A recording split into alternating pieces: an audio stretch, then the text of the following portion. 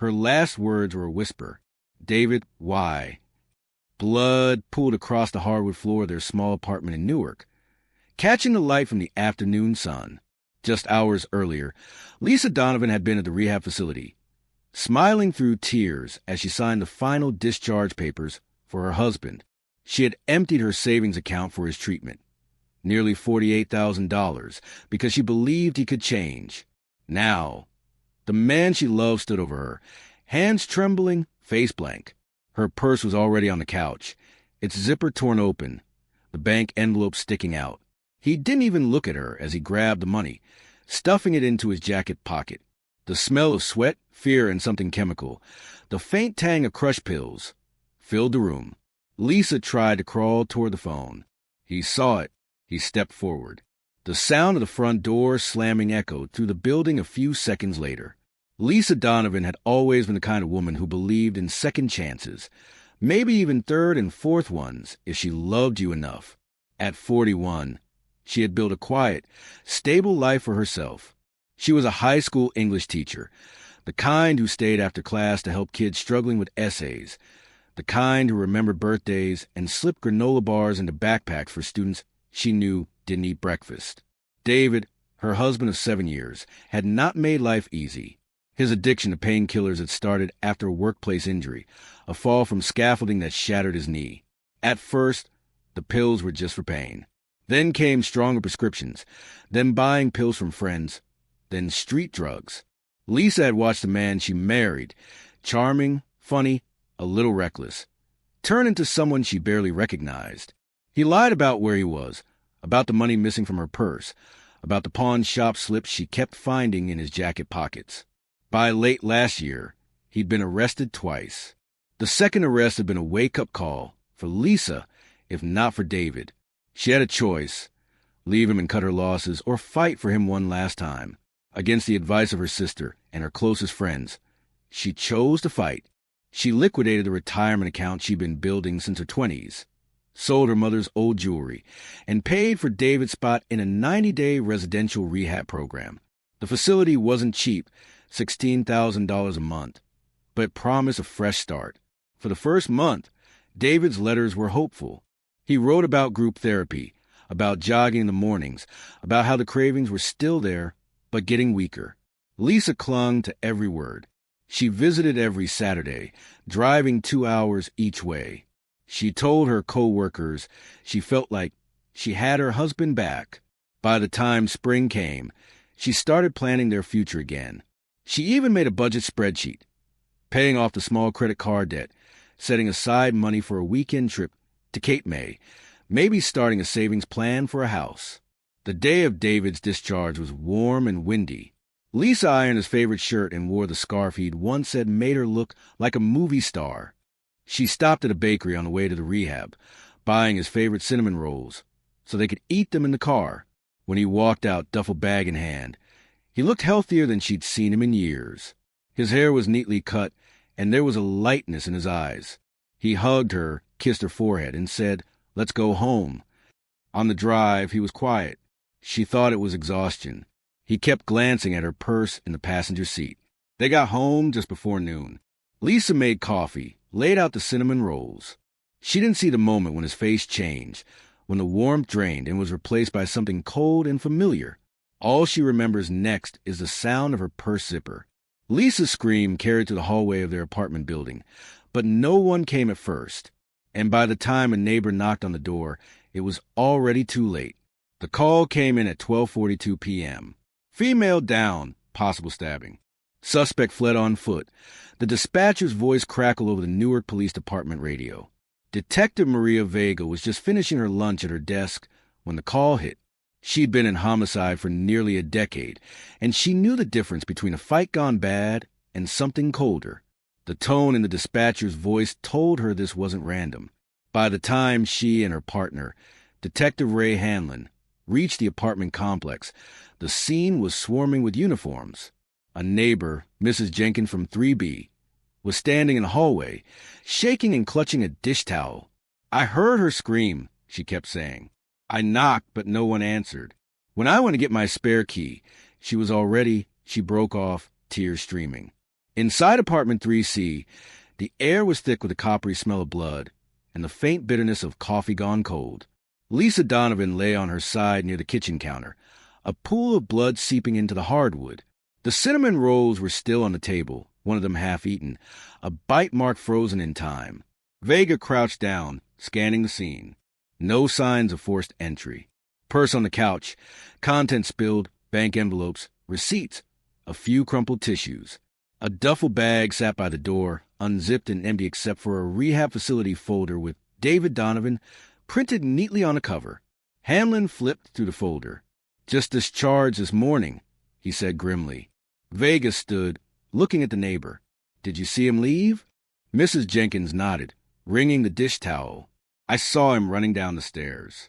He didn't look at me, just ran." The responding officers fanned out, canvassing the area for witnesses. One young patrolman returned minutes later. "Got a security camera from the corner store across the street," he said. "Shows a man matching the husband's description heading toward the bus stop at 12:46 p.m. Vega's stomach sank. She'd seen this before. The hopeful spouse who believes rehab will fix everything, only to be blindsided. What made it worse was the timing. The man had been free for less than 3 hours. While crime scene techs worked, Vega sat at Lisa's small kitchen table, flipping to the bank envelopes. There were withdrawal slips, 2 from that very morning. Almost $8,000 in cash. Lisa had emptied her checking account. Hanlon returned from speaking with another neighbor. "Heard shouting about money right before the scream," he said. "Sounds like he came home and went straight for it." Vega rubbed her temples. "So he gets out. She brings him home, and instead of thanking her, he kills her for her savings?" Hanlon looked toward the kitchen floor. "Looks that way." By late afternoon, they had an APB out for David Donovan.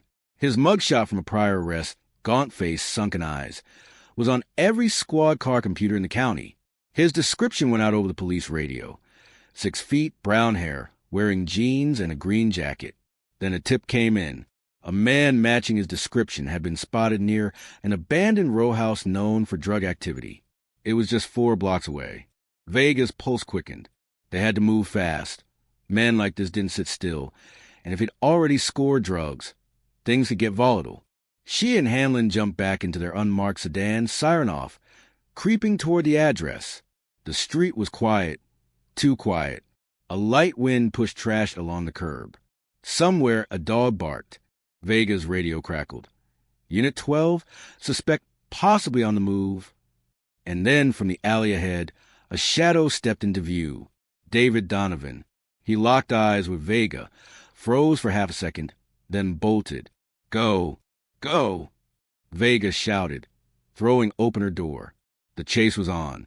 David's sneakers pounded against the cracked pavement, echoing to the narrow alleyways as Vega and Hanlon gave chase. The midday sun glared down, making every breath feel hotter, heavier. Cut him off at the next block. Vega yelled to a patrol unit, circling in from the other side.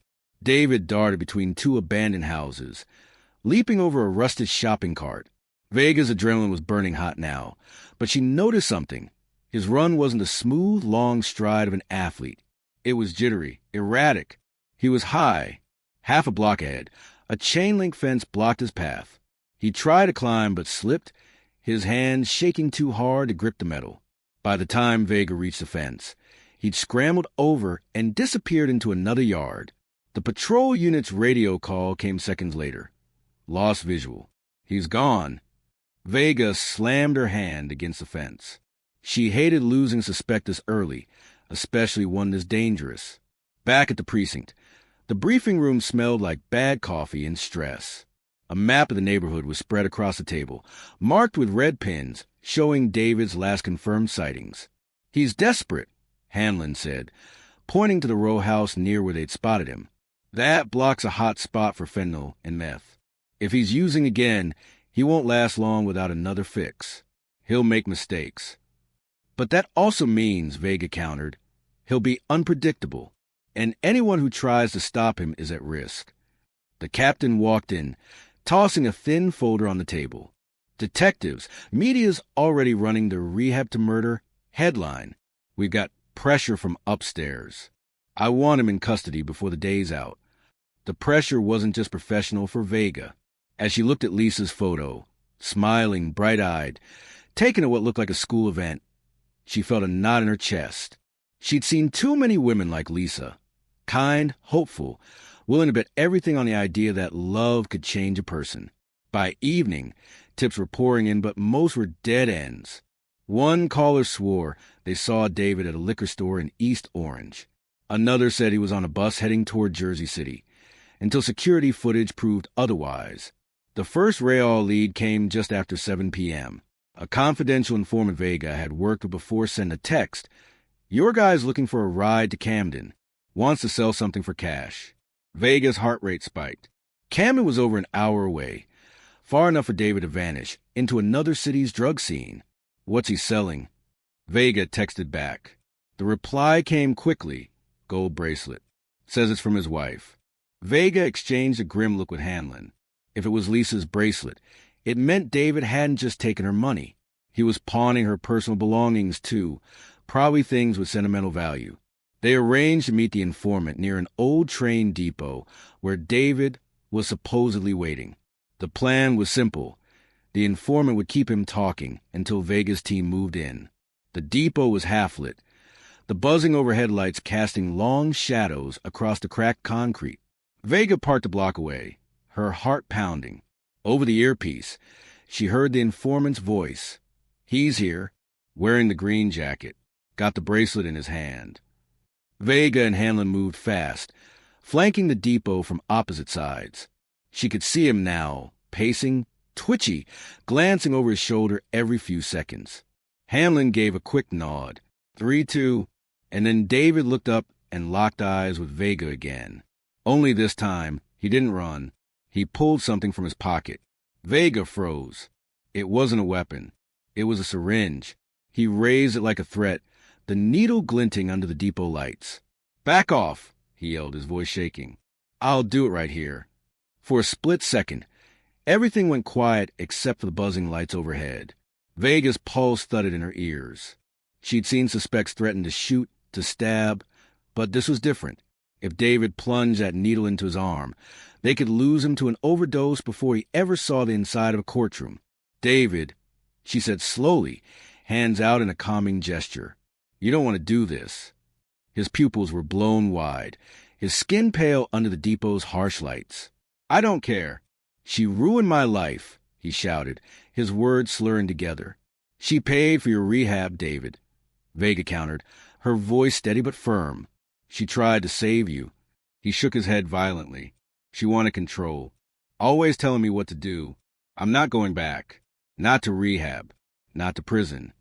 Hanlon edged closer from the left, careful not to spook him.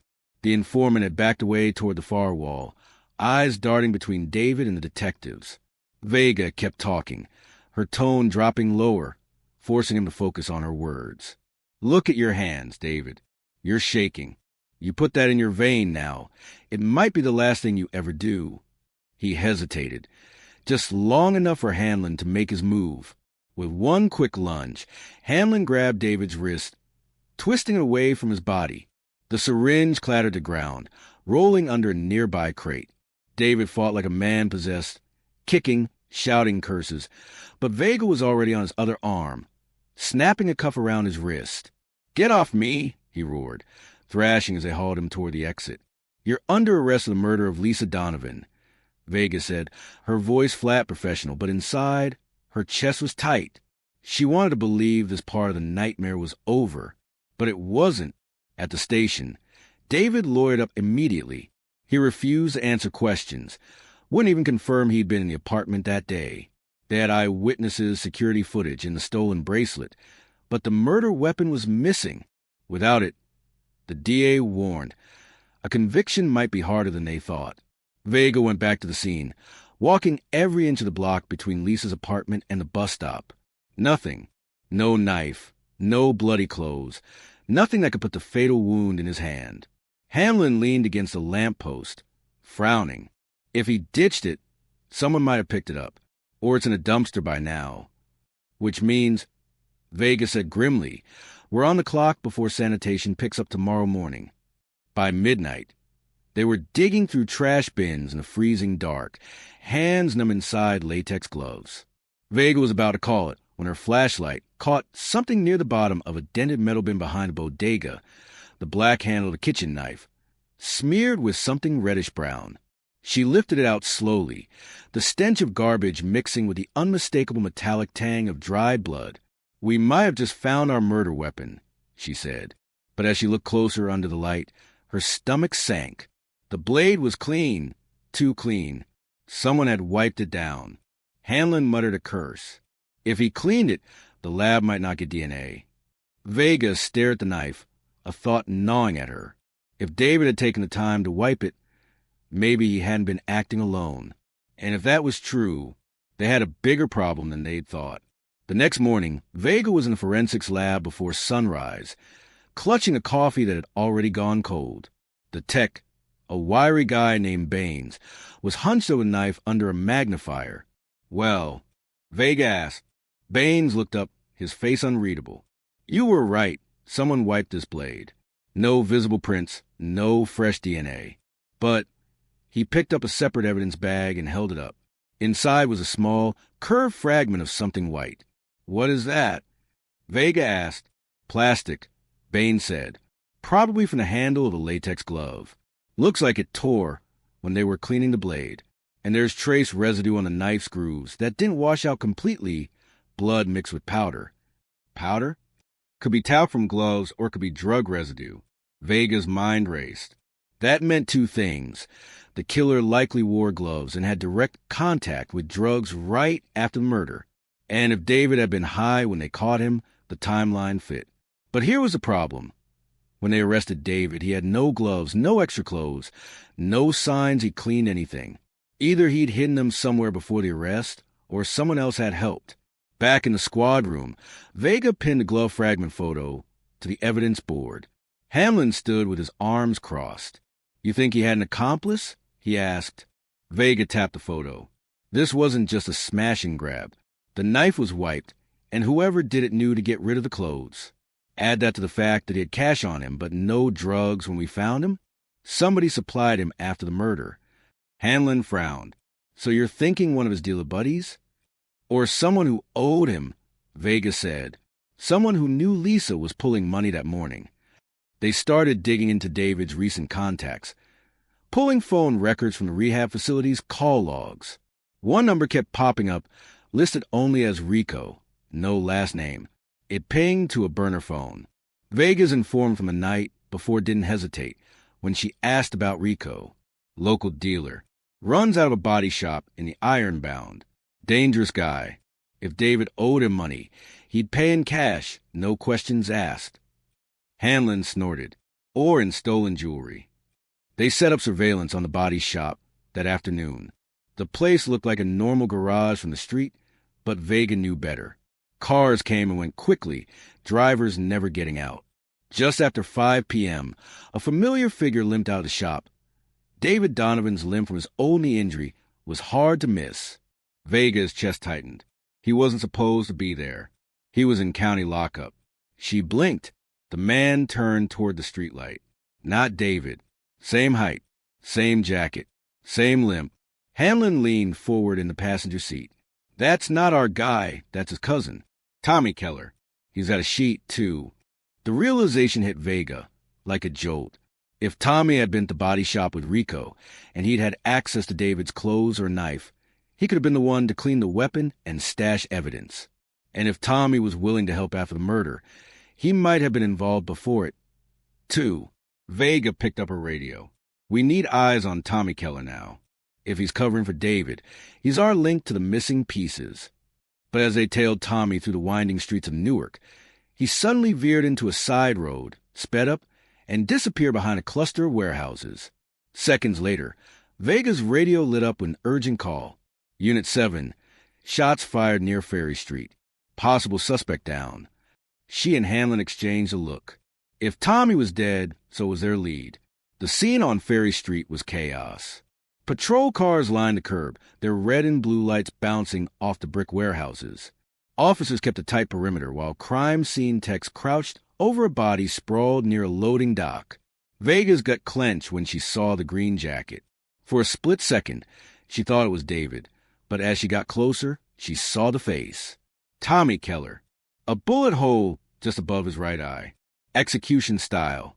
Hanlon swore under his breath. Someone shut him up. The tech confirmed what Vega feared. No weapon on him. No signs of a struggle. Whoever killed Tommy wanted him dead. Quick and clean.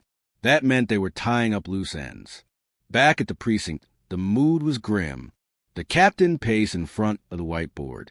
If Keller was our connection to missing evidence, that lead's gone. And without the weapon linking David, the DA's already nervous about trial. Vega stared at the board. Lisa's smiling photo in the center, surrounded by mugshots, maps, and thin red strings that now led to nowhere. She hated this part of the job. Not the blood or the long nights, but the helplessness.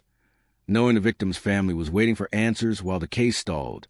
Lisa's sister, Erin, had called twice that day, her voice raw and trembling. Please tell me you're close. Please tell me he's not going to get away with it. Vega had nothing to give her. 2 days later, the lab report on the knife came back. No DNA, no fingerprints. The tiny glove fragment matched the kind used in mechanic shops, the same kind workers at Rico's body shop wore. Hamlin tossed a file on Vega's desk. We're right back where we started. Worse, Vega said quietly. David's public defender is pushing for a plea deal on lesser charges. Theft, maybe assault. Without solid forensic evidence, the DA might consider it. Hamlin looked at her, incredulous. After what he did, no way. Vega's jaw tightened. I'm not letting him walk. That night, she sat alone in her apartment, staring at the case file. Every photo of Lisa, at her classroom desk, at a family barbecue, holding a book in the school library, felt like a weight pressing down on her. Vega wasn't just chasing a killer anymore. She was fighting for a woman who had believed too much in someone who didn't deserve it. She flipped to the rehab records again, scanning the discharge notes. Something caught her eye. Visitor log, March 22nd, 11:17 a.m., Tommy Keller. Her stomach flipped. Tommy had visited David the day before he was released. If Tommy had been in on the plan from the start, maybe the murder hadn't been an impulsive act. Maybe Lisa's death had been premeditated.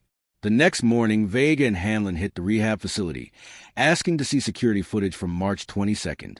The staff hesitated, citing privacy laws, but eventually rolled the tape. There was Tommy, walking in empty-handed and leaving with a small gym bag that wasn't his. Vega froze the frame. Think that's where the gloves and change of clothes came from? Hanlon asked. Yeah, Vega said, her voice low. And if Tommy had the cleanup kit ready before David even got out, that means somebody else told him what was going to happen. Hanlon frowned. Somebody like Rico. They were about to head out when Vega's phone buzzed. An unknown number. She answered.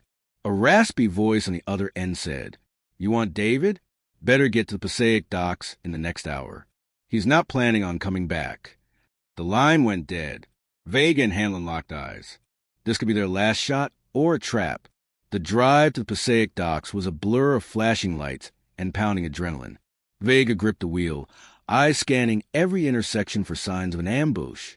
Hamlin sat beside her, loading his sidearm, his jaw tight. Could be a setup, he warned. Could be our last chance. Vega shot back.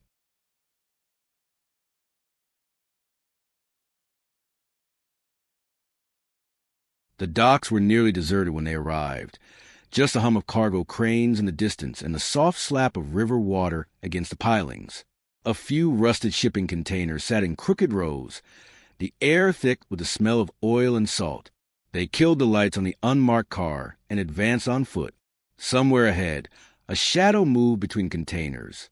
Vega signaled to Hanlon, and they split, flanking the row. As she rounded the corner, she saw him, David Donovan, hunched over a duffel bag, counting cash under the dim glow of a single overhead lamp. Her pulse spiked. David, Newark PD, step away from the bag. He froze for a moment, then bolted toward the water. Hanlon came from the other side, cut him off, but David was slippery, darting between crates, knocking over a stack of pallets that crashed to the ground. Vega pursued, boots thudding against the dock planks. She was gaining on him when he reached the edge of the pier and swung around, pulling a pistol from inside his jacket. "Back off," he shouted, breathless. "I'm not going in." Vega steadied her aim. "Drop the weapon, David. You got nowhere to go." "I've got plenty of places to go," he spat. "You think prison's gonna fix me?" Lisa thought that too. She was wrong. Hamlin moved in from the side, slow and deliberate. "You kill a woman who gave you everything. You think running changes that?" David's eyes flicked between them, wild and unfocused. The gun shook in his hand. "She was trying to control me. I just wanted my life back." "You wanted her money," Vega said flatly, "and now you're out of time." For a tense moment, no one moved. Then David made his choice, the wrong one. He swung the pistol toward Vega. Hamlin fired first. The shot echoed across the water, and David crumpled, the gun skidding across the pier. Vega rushed forward, kicking the weapon away, checking his pulse. He was alive, barely, but the duffel bag had spilled open, and inside were stacks of cash, small baggies of white powder, and Lisa's wedding ring. Paramedics loaded David onto a stretcher, his breathing shallow. Vega stood by the ambulance, watching the doors close. "Think he'll make it?" Hamlin asked. Vega didn't take her eyes off the ambulance. "He has to. I want him standing when a jury hears what he did to her." But as they drove back to the precinct with the evidence bag on Vega's lap, she couldn't shake the feeling that this wasn't over. Because Rico's name was still hanging over the case, and men like him didn't just fade into the background. And if Rico had ordered Tommy's murder, he might come after them next. The trial began 6 months later in the Essex County Courthouse. The summer heat clung to the stone walls, and the hallway buzzed with reporters eager to cover the case. The story of the woman who paid for her husband's rehab only for him to kill her hours after release had gripped the entire state. Vega sat in the gallery, her badge tucked out of sight. She wasn't on the stand that day, but she wanted to see David Donovan's face when the jury heard the full story. He shuffled into the courtroom wearing an orange jumpsuit, looking smaller than she remembered, his hair thinner, his skin gray. But his eyes still held that restless, dangerous flicker. The prosecutor wasted no time painting the picture for the jury. They laid out the financial records showing Lisa's withdrawals the morning of her death, the neighbor's eyewitness account of David fleeing, the bracelet recovered from him, and the surveillance footage from the corner store. Then came the testimony that tied it all together. The forensic match of the glove fragment to the type used in Rico's shop, the rehab visitor log proving Tommy Keller's visit, and finally, the evidence from the duffel bag at the Passaic docks, the drugs, the cash, and Lisa's wedding ring. When Vega took the stand, she described the arrest of the docks, the recovery of the duffel bag, and the look on David's face when she found the ring. She kept her voice steady, but inside, she burned. David's defense tried to argue that the killing was unplanned, a drug-fueled accident, not premeditated murder. They claimed he only went for the money because he feared Lisa would abandon him again. But the prosecution countered with the rehab footage, showing Tommy leaving with a bag of clothes and gloves before David's release. It was enough to convince the jury. After only 4 hours of deliberation, they returned with their verdict: guilty of first-degree murder, armed robbery, and possession with intent to distribute. When the judge sentenced David to life in prison without the possibility of parole, Vega finally allowed herself to exhale. Outside the courthouse, Lisa's sister Erin approached Vega. Her eyes were red, but she was smiling through the tears. "You kept your promise," she said. "You didn't let him walk." Vega nodded. Lisa deserved better than what he gave her. This doesn't bring her back, but it makes sure he can't hurt anyone else. 2 weeks later, a separate indictment came down for Rico, charges tied to Tommy Keller's murder and drug trafficking. It wasn't the end of the violence in Newark, Vega knew, but it was one less predator on the streets. Back at her desk, Vega opened the file one last time before sending it to archives. She lingered on Lisa's photo, the one where she was smiling at her students, unaware how tragically her story would end. Vega closed the folder gently, placed it on the stack, and whispered under her breath, "Rest now, Lisa. We got him." And for the first time since that awful day, she believed it.